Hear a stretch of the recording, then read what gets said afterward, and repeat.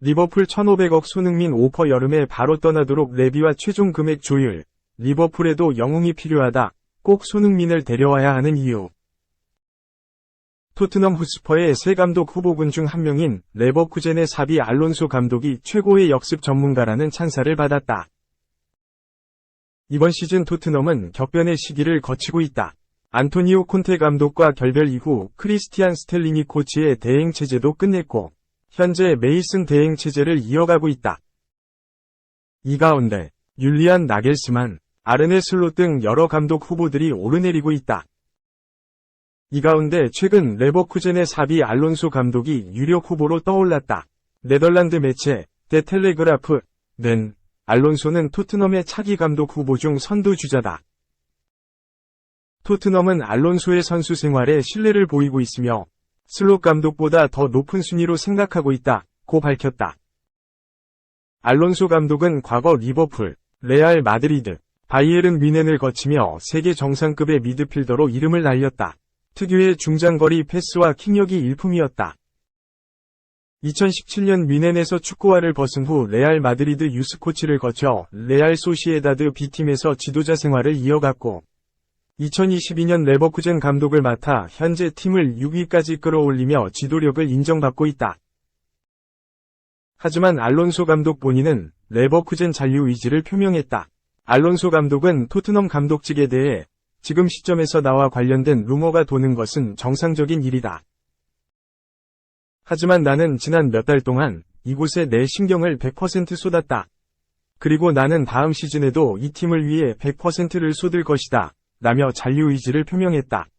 하지만 토트넘은 꾸준하게 그를 주목하고 있다. 토트넘 차기 감독직으로 알론소 감독이 꾸준하게 연결되는 가운데 그의 축구 스타일이 토트넘이 기존에 사용했던 역습 축구와 맞다는 평가가 나왔다. 흥미로운 점은 바로 토트넘을 과거 이끌었던 조세 무리뉴 감독이 이를 언급했다는 점이다.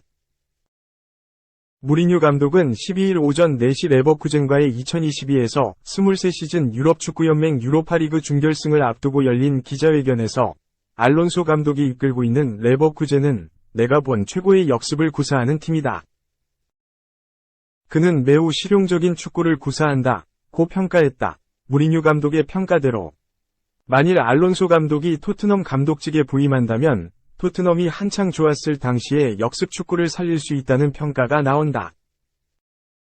최근 몇 년 동안 손흥민이 좋았을 시즌을 반추해보면 해리 케인이 내려와 상대 수비 뒷공간을 만들어준 뒤 손흥민이 역습 과정에서 그 공간을 침투하며 득점 패턴이 많이 이뤄졌다. 알론소 감독의 역습 축구가 토트넘에 가미된다면 손흥민의 역습 득점 패턴을 더 기대할 수 있다.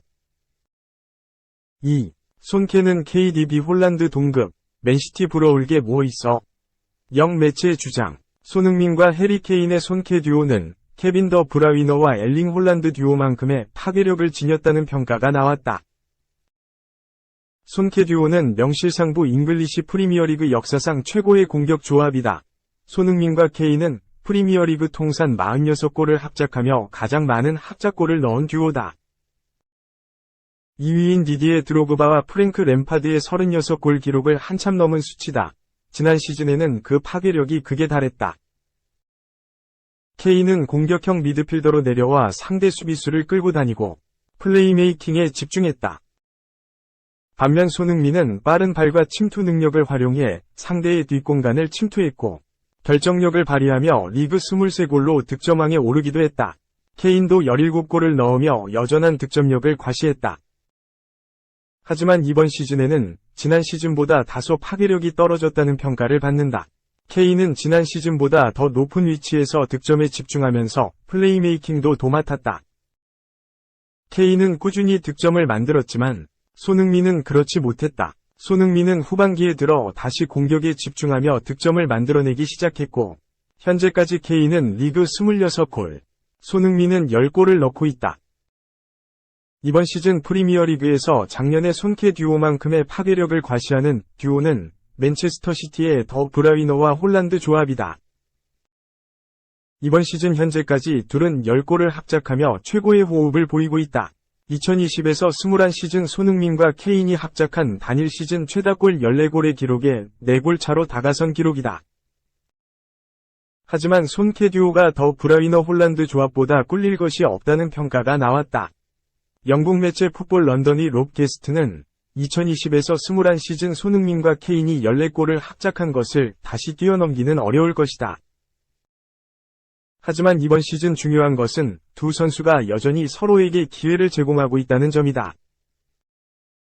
이번 시즌 리그에서 손흥민은 케인에게 17번의 기회를, 케인은 손흥민에게 18번의 기회를 만들고 있다고 밝혔다. 둘이 합쳐 총 35회의 기회 창출이다. 더 브라위너와 홀란드는 32회로 손케 듀오보다 더 적은 기회 창출을 해주고 있다. 손케 듀오가 더 브라위너 홀란드 조합보다 이번 시즌 더 적은 포인트를 기록하고 있기는 하지만 더 많은 기회를 창출하고 있다는 점에 희망을 볼 수 있다는 평가다. 현재 토트넘은 리그 6위, 승점 57로 5위 리버풀, 승점 62, 4위 맨체스터 유나이티드, 승점 63, 뒤를 쫓고 있다. 토트넘은 손케 듀오의 활약 여하에 따라 남은 시즌 최종 순위가 결정될 가능성이 높다. 3. 논리 부족한 박찬호 저격. 오재원 스스로 이미지 깎아먹었다. 오재원 해설위원이 간과한 것. 자신이 일반인이 아니라 야구인이라는 것. 은퇴 후 신인 해설위원으로 활약 중인 오재원 SPOTV 위원의 한 인터뷰에 야구판이 쑥대밭이 되고 있다. 한국 야구의 전설 중 한 명인 선배 박찬호를 작심 저격해서다. 오 위원은 한 남성지와의 동영상 인터뷰를 통해 해설위원으로 일하는 소회를 밝히던 중 난데없이 박찬호 얘기를 꺼냈다. 자신은 박찬호가 너무 싫다며 국제대회 등에서 해설위원으로 일할 때 여러 선수들을 바보로 만들었다는 것이 비판의 주 이유였다.